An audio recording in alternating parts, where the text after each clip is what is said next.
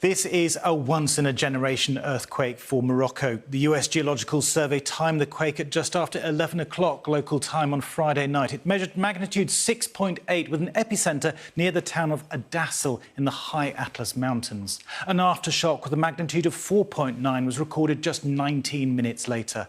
The main shock was relatively shallow, just 11.5 miles below the surface. As a result, it's likely to have caused damage across a wide area. Seismic maps released by US scientists show intense shaking would have affected hundreds of square miles. In Marrakech, around 50 miles to the north, some buildings were reduced to rubble. The old city walls were damaged. And it was felt in Casablanca, around 160 miles away.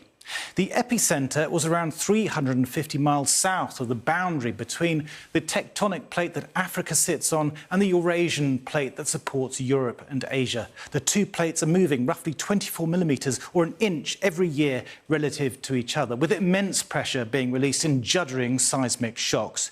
But such strong earthquakes are rare in Morocco, though poor construction can result in many deaths. In 2004, a magnitude 6.3 quake in Al Hachima on the Mediterranean coast caused more than 600 deaths. And in 1960, between 12,000 and 15,000 people died in a magnitude 5.8 quake near Agadir.